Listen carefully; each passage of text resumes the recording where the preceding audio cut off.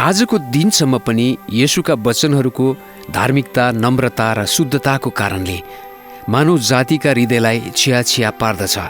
तर येशूले राम्रा वचन मात्र बोल्नु भएन।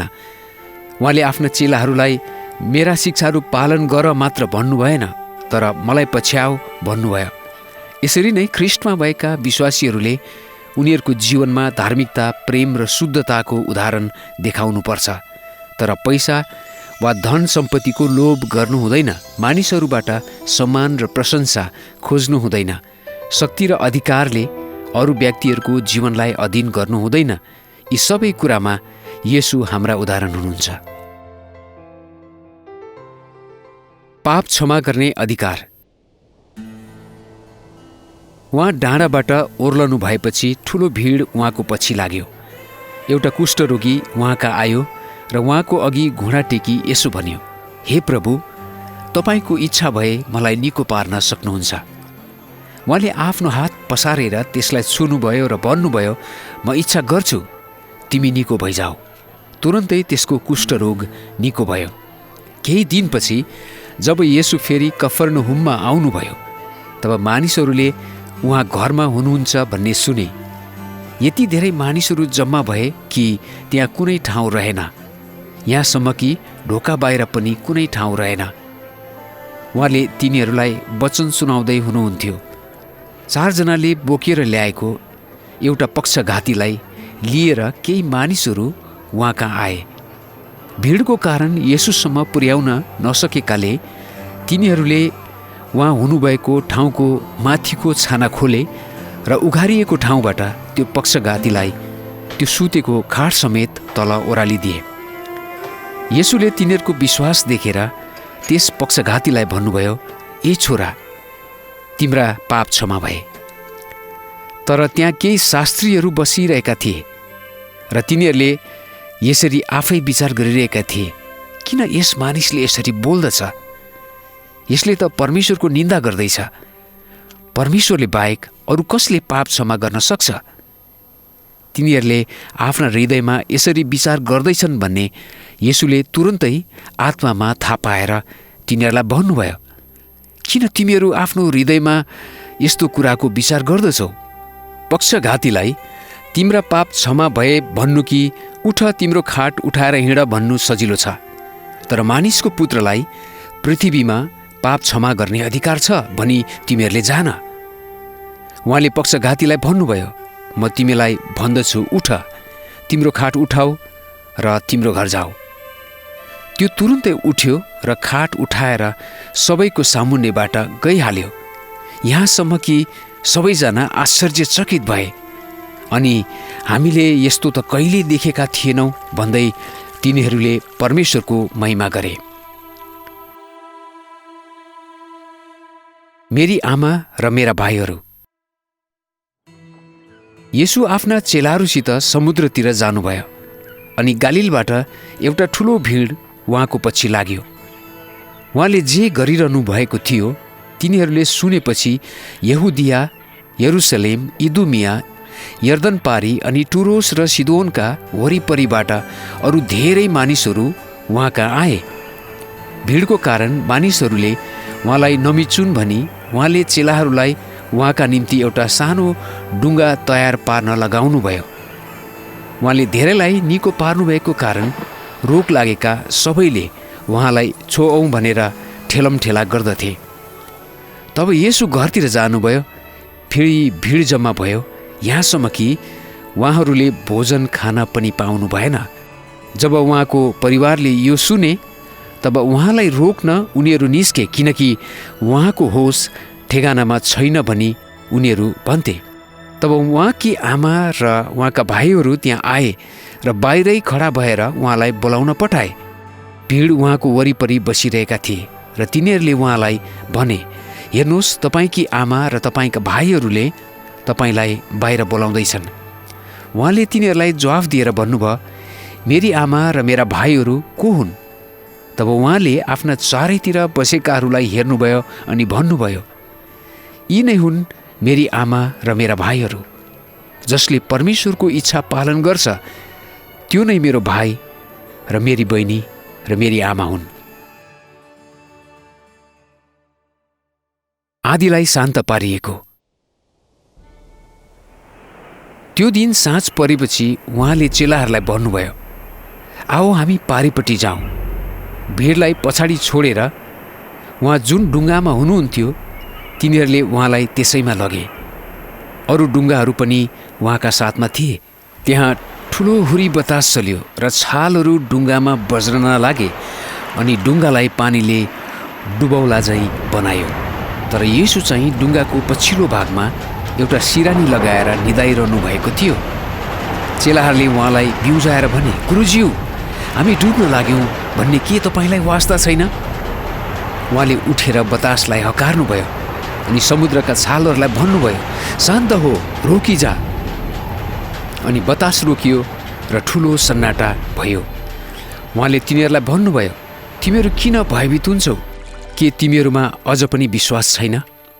तिनीहरू साह्रै डराएर आपसमा भने, यिनी को हुन्? बतास र समुद्रले पनि यिनको हुकुम मान्छन्।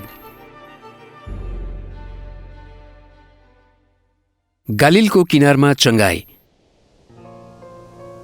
उहाँहरू पारी तर्नु भएपछि गनेसरेतमा उत्रनुभयो अनि डुङ्गा किनारमा लगाउनुभयो।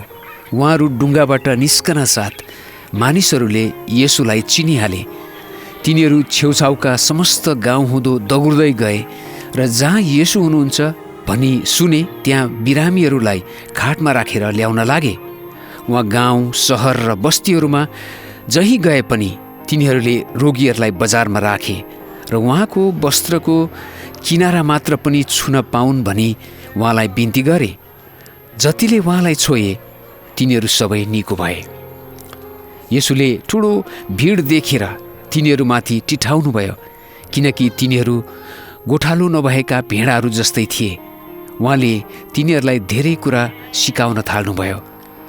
सभाघरका शासकहरूमध्ये याइरस नाउँका एकजना उहाँका आए र येशूलाई देखेर उहाँका पाउमा घोप्टो परी बिन्ती गरे, मेरी सानी छोरी मर्न लागेकी छे, आएर त्यसमाथि तपाईँको हात राखिदिनुहोस् अनि त्यो निको होस् र बाँचोस्। तिम्रो विश्वासले तिमीलाई बचाएको छ। तब येशू तिनीसँग जानुभयो र एउटा ठुलो भिडले उहाँलाई पछ्यायो अनि भिड उहाँको चारैतिर ठेलमठेला गर्न लागे। 12 वर्षदेखि रगत बग्ने रोग भएकी एउटी स्त्री थिई। त्यसले धेरै वैद्यहरूका हातबाट अनेक कष्ट पाएर आफूसँग भएका सारा धन दौलत खर्च गरेकी थिई, तर पनि राम्रो हुनुभन्दा अझ खराब अवस्थामा पुगेकी थिई। येशूको विषयमा त्यसले सुनि र त्यस भिडमा उहाँको पछिल्लोतिरबाट आएर उहाँको वस्त्र छोई, किनकि त्यसले सोचेकी थिई, मैले उहाँको वस्त्र मात्र छोएँ भने पनि म निको हुनेछु। अनि तुरन्तै त्यसको रगत बग्न बन्द भइहाल्यो र आफ्नो शरीरको रोग निको भएको त्यसले थाहा पाए। येशूलाई आफूबाट शक्ति बाहिर निस्केको झट्टै थाहा भयो। उहाँले भिडमा पछिल्लोतिर फर्केर सोध्नुभयो, कसले मेरो लुगा छोयो? उहाँका चेलाहरूले उहाँलाई भने, भिडले तपाईँलाई घचिटिरहेको देख्दै हुनुहुन्छ र पनि तपाईँ भन्नुहुन्छ कसले मलाई छोयो? उहाँलाई छुने को हो भनी उहाँले चारैतिर हेर्न लाग्नुभयो। तब आफूलाई जे भएको थियो सो थाहा पाएर ती स्त्री डरले काँप्दै आएर येशूको अघि घोप्टो परी र उहाँलाई सबै सत्य कुरा भनिदिए। उहाँले त्यसलाई भन्नुभयो, ए छोरी, तिम्रो विश्वासले तिमीलाई निको पारेको छ, शान्तिसित जाऊ, तिमी आफ्नो कष्टबाट मुक्त भयो। याइरसकी छोरी मृत्युबाट बिउताइएकी। येशू बोलिरहनु भएको बेला केही मानिसहरू सभाघरका शासक याइरसको घरबाट आएर भने, तपाईँकी छोरी मरिन्, अब गुरुज्यूलाई किन अरू दुःख दिनु? तर तिनीहरूले गरिरहेका कुरालाई ध्यान नदिई येशूले सभाघरका शासकलाई भन्नुभयो, नडराऊ, विश्वास मात्र गर। उहाँले आफूसित पत्रुस, याकुब र तिनका भाइ योहन्ना बाहेक अरूलाई आउन दिनु भएन। उहाँहरू सभाघरका शासकको घरमा आइपुग्नुभयो। येशूले मानिसहरू रुँदै कराउँदै खैलाबैला गरेका देख्नुभयो। भित्र पसेर उहाँले तिनीहरूलाई भन्नुभयो, तिमीहरू किन खैलाबैला गर्छौ र रुन्छौ? ठिटी मरेकी छैन, तर सुतिरहेकी छे। तर तिनीहरू उहाँको कुरामाथि हाँसे। तब उहाँले तिनीहरू सबैलाई बाहिर निकाल्नुभयो र ठिटीका बुबा र आमा र उहाँसँग हुनेहरूलाई साथमा लिएर ठिटी भएको ठाउँभित्र जानुभयो। अनि ठिटीको हात समातेर उहाँले त्यसलाई भन्नुभयो, तालिता कुमी, जसको अर्थ हो, ए ठिटी, म तिमीलाई भन्दछु, उठ। त्यो तुरुन्तै उठी र हिँडडुल गर्न लागे। त्यो 12 वर्षकी थिई। त्यति नै बेला तिनीहरू आश्चर्यचकित भए। उहाँले तिनीहरूलाई यो कसैले थाहा नपाओस् भन्ने कडा आज्ञा दिनुभयो र ठिटीलाई केही खानलाई दिनु भन्नुभयो। स्वर्गराज्य र नरक। येशूले भन्नुभयो, साँच्चै म तिमीहरूलाई भन्दछु, जसले मेरो वचन सुन्छ र मलाई पठाउनु हुनेमाथि विश्वास गर्छ, त्यससित अनन्त जीवन छ र त्यो न्यायमा आउँदैन, तर मृत्युबाट त्यसले जीवनमा प्रवेश गरिसकेको छ। साँच्चै म तिमीहरूलाई भन्दछु, त्यो समय अहिले नै हो जब मरेकाहरूले परमेश्वरका पुत्रको स्वर सुन्नेछन् र सुन्नेहरू बाँच्नेछन्। यसमा अचम्म नमान, किनकि एउटा समय आइरहेछ जब चिहानमा हुनेहरू सबैले उहाँको स्वर सुन्नेछन् र बाहिर निस्कि आउनेछन्। जसले सुकर्म गरेका छन् तिनीहरू पुनरुत्थानको निम्ति, तर जसले कुकर्म गरेका छन् तिनीहरू न्यायका पुनरुत्थानका निम्ति हुनेछन्। मानिसको पुत्रले आफ्ना दूतहरू पठाउनेछ र पाप गर्न लाउने र दुष्ट काम गर्ने हरेकलाई उसको राज्यबाट बटुल्नेछ। तिनीहरूलाई आगोको भट्टीमा फालिदिनुहुनेछ, जहाँ रुवाई र दारा किटाइ हुनेछ। तब धर्मात्माहरू आफ्ना पिताको राज्यमा सूर्य झैँ चम्कनेछन्। जसको कान छ त्यसले सुनोस्। स्वर्गको राज्य खेतमा लुकाइराखेको गार्धन जस्तो हो, जो एकजना मानिसले भेटाइयो र त्यसले फेरि लुकाइराख्यो। आनन्दित भएर उसले आफूसँग भएका सबै बेच्यो र त्यो खेत किन्यो। फेरि स्वर्गको राज्य असल मोतीहरू खोजी गर्ने एउटा व्यापारी जस्तो हो। जब उसले एउटा बहुमूल्य मोती भेटायो, ऊ गइहाल्यो अनि आफूसँग भएका सबै थोक बेचेर त्यो किन्यो।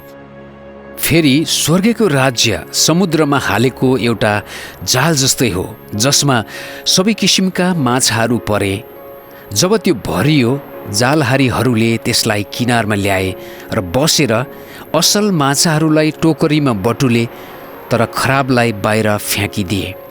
जगतको अन्तमा यस्तै हुनेछ।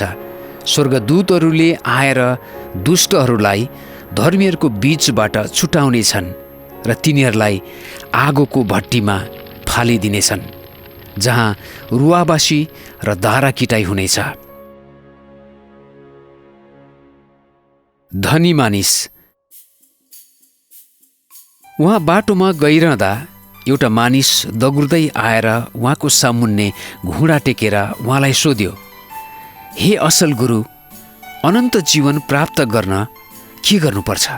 येशूले जवाफ दिनुभयो, तिमी किन मलाई असल भन्छौ? परमेश्वर बाहेक अरू कोही असल छैन।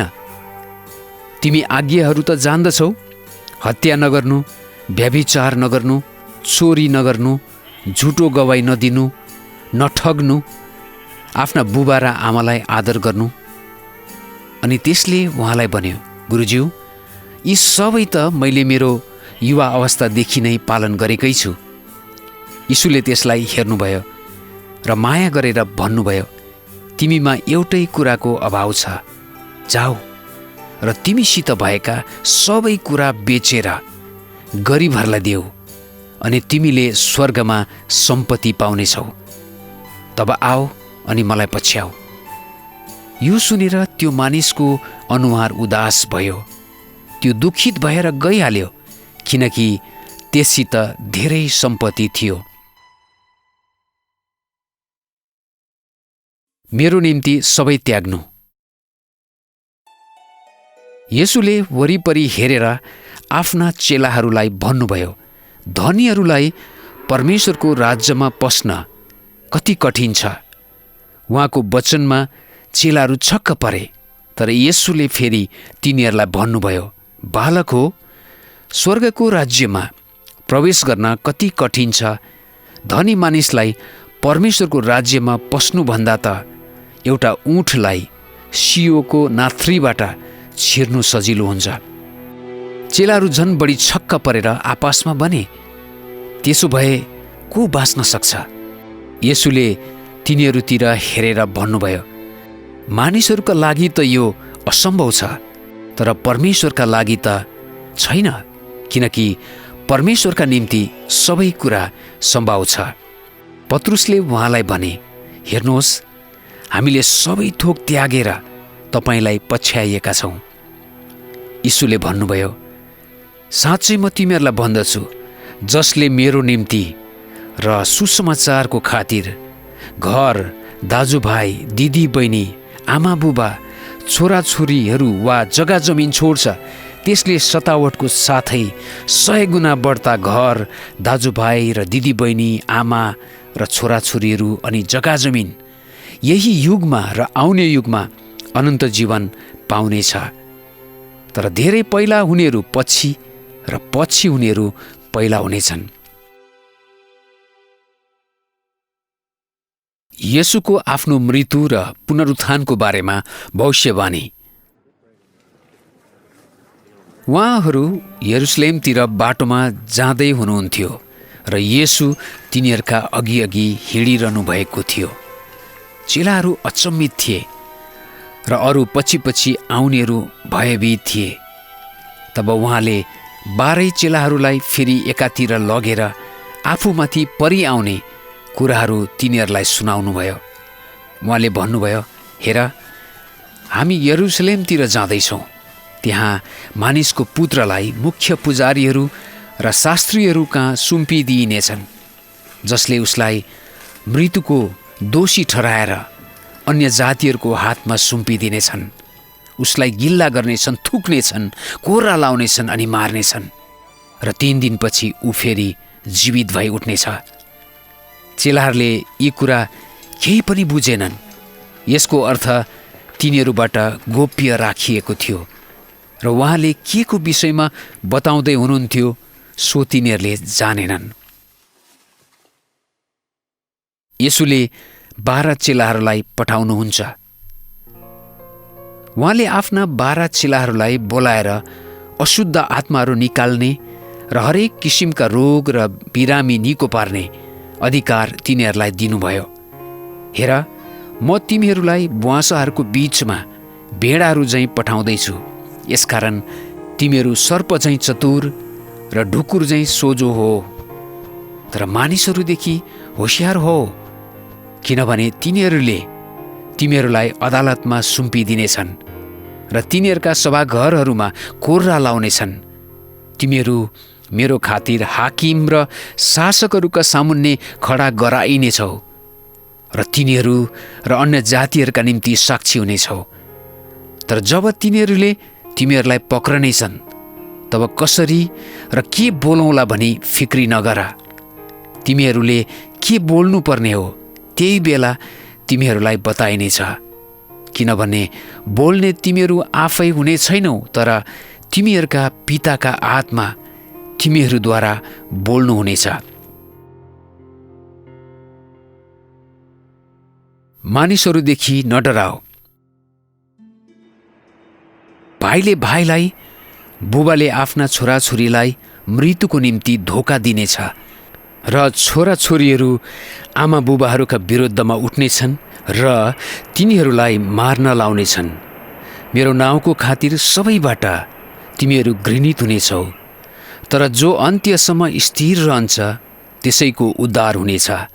जब तिनीहरूले तिमीहरूलाई एउटा सहरमा सताउँछन् तब अर्कोमा भाग, किनकि म तिमीहरूलाई साँच्चै भन्दछु, मानिसको पुत्र आउनु अघि तिमीहरूले इजरायलका सहरहरू पनि डुलिसकेका हुने छैनौ। तिनीहरूसँग नडराऊ, जसले शरीरलाई मार्छन् तर आत्मालाई मार्न सक्दैनन्, बरु आत्मा र शरीर दुवैलाई नरकमा नाश गर्न सक्नेसँग डराओ। के एक पैसामा 2 भँगेरा बिग्दैनन्? तैपनि तीमध्ये एउटा पनि तिमीहरूका पिताको इच्छा बिना भुइँमा खस्दैन। तिमीहरूका शिरका केशहरू पनि सबै गन्ती भएका छन्। यसकारण तिमीहरू नडराओ, तिमीहरू धेरै भँगेरा भन्दा बढ्ता मूल्यवान छौ। यसकारण हरेक जसले मानिसहरूको सामु मलाई स्वीकार गर्छ, म पनि उसलाई मेरा स्वर्गमा हुनुहुने पिताको सामु स्वीकार गर्नेछु। तर हरेक जसले मलाई मानिसहरूका सामु इन्कार गर्छ, म पनि उसलाई मेरा स्वर्गमा हुनुहुने पिताको सामु इन्कार गर्नेछु। शान्ति होइन तर तरवार। म पृथ्वीमा शान्ति ल्याउन आएको हुँ भनी नठान। म पृथ्वीमा शान्ति होइन तर तरवार लिएर आएको हुँ, किनकि म मानिसलाई उसको बुबाको विरुद्धमा, छोरीलाई उसकी आमाको विरुद्धमा र बुहारीलाई उसकी सासूको विरुद्धमा गराउन आएँ। मानिसका शत्रु त आफ्नै परिवारका सदस्यहरू हुनेछन्। जसले आफ्ना आमा वा बुबालाई मलाई भन्दा बढी प्रेम गर्छ, त्यो मेरो योग्यको हुँदैन। जसले मलाई भन्दा बढी आफ्ना छोरा वा छोरीलाई प्रेम गर्दछ, त्यो मेरो योग्यको हुँदैन। जो आफ्नो क्रुस उठाएर मेरो पछि लाग्दैन, त्यो मेरो योग्यको हुँदैन। जसले आफ्नो प्राण जोगाउँछ, त्यसले त्यो गुमाउनेछ, र आफ्नो प्राण मेरो निम्ति गुमाउनेले त्यो पाउनेछ। येशूलाई स्वागत गर्नेहरूको इनाम। जसले तिमीहरूलाई ग्रहण गर्छ, त्यसले मलाई ग्रहण गर्छ, र मलाई ग्रहण गर्नेले मलाई पठाउनु हुनेलाई ग्रहण गर्छ। जसले अगमवक्तालाई अगमवक्ताको रूपमा ग्रहण गर्छ, त्यसले अगमवक्ताको इनाम पाउनेछ। अनि जसले धार्मिक मानिसलाई धार्मिक मानिसको रूपमा ग्रहण गर्छ, त्यसले धार्मिक मानिसको इनाम पाउनेछ। कसैले यी सानाहरूमध्ये एउटालाई मेरा चेला हुन् भनी 1 कचौरा चिसो पानी दिन्छ, म तिमीहरूलाई साँच्चै भन्दछु, उसले आफ्नो इनाम कुनै रीतिले गुमाउने छैन। सुसमाचारका निम्ति त्याग। जब उहाँले एक्लै प्रार्थना गरिरहनु भएको थियो र चेलाहरू उहाँसँगै थिए, र उहाँले तिनीहरूलाई सोध्नुभयो, मानिसहरूले मलाई को हो भन्छन्? तिनीहरूले भने, कसैले बप्तिस्मा दिने योहन्ना भन्छन्, कसैले एलिया, र अरूले भन्छन् पहिलेका अगमवक्ताहरूमध्ये एउटा फेरि उठेर आएका छन्। अनि उहाँले तिनीहरूलाई भन्नुभयो, तर तिमीहरू चाहिँ के भन्छौ? म को हुँ?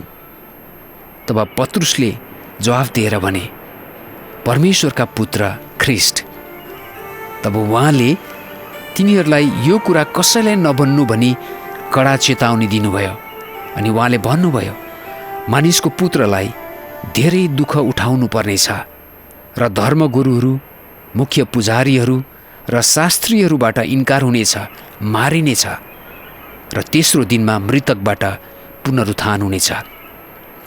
त्यसपछि उहाँले सबैलाई भन्नुभयो, कोही मेरो पछि आउने इच्छा गर्छ भने उसले आफूलाई इन्कार गरोस्, र दिनहुँ आफ्नो क्रुस उठाओस् र मेरो पछि लागोस्। किनकि जसले आफ्नो प्राण बचाउने इच्छा गर्छ, त्यसले त्यो गुमाउनेछ, तर जसले मेरो खातिर आफ्नो प्राण गुमाउनेछ, त्यसले त्यो बचाउनेछ। कुनै मानिसले सारा संसार नै हात पारेर आफैलाई नाश पार्छ वा गुमाउँछ भने त्यसलाई के फाइदा हुन्छ र? बालकहरू र परमेश्वरको राज्य। मानिसहरूले साना बालबालिकाहरूलाई येशूले छोइदिउन् भनी उहाँ कहाँ ल्याए, तर चेलाहरूले तिनीहरूलाई हकारे। यो देखेर येशू रिसाउनुभयो। उहाँले तिनीहरूलाई भन्नुभयो, साना बालकहरूलाई म कहाँ आउन देऊ, तिनीहरूलाई नरोक, किनभने परमेश्वरको राज्य यस्तैहरूको हो। म तिमीहरूलाई साँच्चै भन्दछु, जसले परमेश्वरको राज्यलाई एउटा सानो बालकले जस्तै ग्रहण गर्दैन, त्यो कदापि त्यसभित्र पस्ने छैन। अनि उहाँले तिनीहरूलाई काखमा लिएर तिनीहरूमाथि आफ्नो हात राखी आशीर्वाद दिनुभयो। अन्धा बार्तिमै। त्यसपछि उहाँहरू यरियोमा आउनुभयो र उहाँ आफ्ना चेलाहरू ठुलो भिडसहित यरियोबाट निस्कनुहुँदा तिमैको छोरो बार्तिमै बाटोको किनारमा भिक्षा माग्दै बसिरहेको थियो। जब उसले नासरतका येशू हुनुहुन्छ भन्ने सुन्यो, त्यो कराएर भन्न लाग्यो, हे येशू, दाउदका पुत्र, ममाथि दया गर्नुहोस्। धेरैले त्यसलाई चुप लागोस् भनेर हप्काए, तर त्यो अझ चर्को स्वरले कराउन लाग्यो, हे दाउदका पुत्र, ममाथि दया गर्नुहोस्। येशू रोकिनुभयो र भन्नुभयो, त्यसलाई बोलाओ। अनि तिनीहरूले त्यस अन्धालाई यसो भनेर बोलाए, ढाडस गर, उठ, उहाँले तँलाई बोलाउँदै हुनुहुन्छ। आफ्नो खास्टो फालेर उफ्रँदै त्यो यीशु कहाँ आयो। येशूले त्यसलाई भन्नुभयो, म तिमीलाई के गरौँ भन्ने तिमी चाहन्छौ? अन्धा मानिसले उहाँलाई भन्यो, हे गुरु, म दृष्टि पाऊँ। येशूले त्यसलाई भन्नुभयो, जाऊ, तिम्रो बाटो लाग, तिम्रो विश्वासले तिमीलाई निको पारेको छ। तुरुन्तै त्यसले दृष्टि पायो र बाटोमा येशूको पछि पछि लाग्यो। येशू र निकोदेमस। तब त्यस बेला फरिसीहरूमध्ये निकोदेमस नाउँ भएका एकजना मानिस थिए, जो यहुदीहरूका एक शासक थिए। तिनी राति येशू कहाँ आएर भने, गुरुज्यू, हामी जान्दछौँ कि तपाईँ परमेश्वरबाट शिक्षक भएर आउनुभएको हो, किनकि परमेश्वर साथमा हुनु भएन भने कसैले पनि तपाईँले गर्नुभएका यी चिन्हहरू गर्न सक्दैनन्। येशूले तिनलाई जवाफ दिनुभयो, म तिमीलाई साँच्चै भन्दछु, कोही नयाँ गरी जन्मेन भने त्यसले परमेश्वरको राज्य देख्न सक्दैन। निकोदेमसले सोधे, मानिस बुढो भएपछि फेरि कसरी जन्मन सक्छ? के त्यो आफ्नी आमाको कोखमा दोस्रो चोटि पसेर जन्मन सक्छ? येशूले जवाफ दिनुभयो, साँच्चै म तिमीलाई भन्दछु, कोही पानी र आत्माले जन्मेन भने परमेश्वरको राज्यमा पस्न सक्दैन। शरीरबाट जन्मेको शरीर हो र आत्माबाट जन्मेको आत्मा हो। मैले नयाँ गरी जन्मनु आवश्यक छ भनी तिमीलाई भनेकोमा अचम्म नमान। बतास जता चाहन्छ उतै बहन्छ। तिमी त्यसको आवाज सुन्छौ, तर कहाँबाट आउँछ र कता जान्छ भनेर जान्दैनौ। आत्माबाट जन्मेको हरेक त्यस्तै हुन्छ। निकोदेमसले उहाँलाई भने, यो कसरी हुन सक्छ? येशूले तिनलाई जवाफ दिनुभयो, तिमी इजरायलका गुरु हौ र पनि यी कुरा बुझ्दैनौ? साँच्चै म तिमीलाई भन्दछु, हामी जे जान्दछौँ त्यो भन्दछौँ र हामीले जे देखेका छौँ त्यसको गवाई दिन्छौँ, तर तिमीहरू हाम्रो गवाई स्वीकार गर्दैनौ। मैले तिमीहरूलाई पृथ्वीका कुरा भनेको छु र पनि तिमीहरू विश्वास गर्दैनौ भने मैले तिमीहरूलाई स्वर्गका कुरा बताएँ भने कसरी विश्वास गर्न सक्छौ? परमेश्वरले संसारलाई प्रेम गर्नुहुन्छ, किनकि परमेश्वरले संसारलाई यस्तो प्रेम गर्नुभयो कि उहाँले आफ्ना एकमात्र पुत्रलाई दिनुभयो, उहाँमाथि विश्वास गर्ने प्रत्येक नाश नहोस् तर त्यसले अनन्त जीवन पाओस्। किनकि परमेश्वरले संसारलाई दोषी ठहराउन आफ्ना पुत्रलाई संसारमा पठाउनु भएको होइन, तर उहाँद्वारा संसार बाँचोस् भनेर पठाउनुभयो।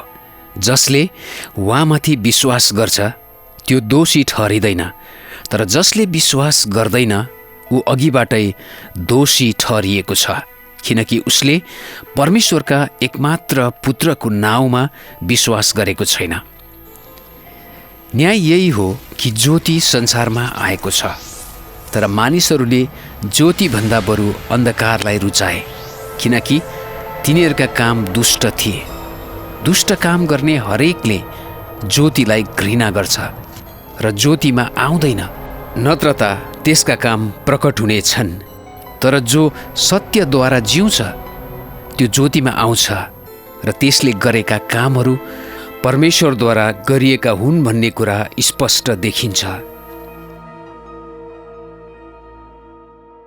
परमेश्वरका पुत्र स्वर्गबाट आउनुभयो। यसपछि येशू र उहाँका चेलाहरू यहुदियाका गाउँतिर जानुभयो र उहाँले तिनीहरूसँग केही समय बिताउनुभयो र बप्तिस्मा दिनुभयो। योहन्नाले पनि सालिमको छेउ एनोनमा बप्तिस्मा दिन्थे, किनकि त्यहाँ प्रशस्त पानी थियो।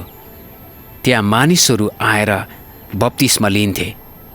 त्यसै बेला योहन्नाका चेलाहरू र एउटा यहुदीहरूको बीचमा शुद्धिकरणको विषयमा वाद विवाद भयो।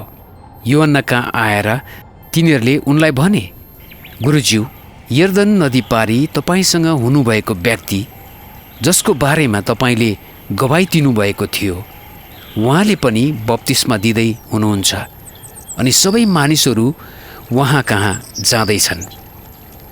योहन्नाले जवाफ दिए, मानिसलाई स्वर्गबाट नदिएसम्म त्यसले कुनै कुरा पाउन सक्दैन। म ख्रिस्ट होइन, तर म उहाँभन्दा अगाडि पठाइएको हुँ भन्ने बारेमा त तिमीहरू आफै गवाई दिन सक्छौ। उहाँ बढ्नु तर म चाहिँ घट्नु आवश्यक छ। जो माथिबाट आउनुहुन्छ उहाँ सबैभन्दा उच्च हुनुहुन्छ।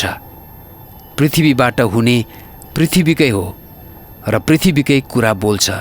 स्वर्गबाट आउनुहुने सबैभन्दा उच्च हुनुहुन्छ। उहाँले जे देख्नु र सुन्नु भएको छ त्यसैको साक्षी दिनुहुन्छ, तर कसैले पनि उहाँको गवाई ग्रहण गर्दैन। जसले उहाँको गवाई ग्रहण गरेको छ त्यसले परमेश्वर सत्य हुनुहुन्छ भन्ने कुराको प्रमाण दिन्छ।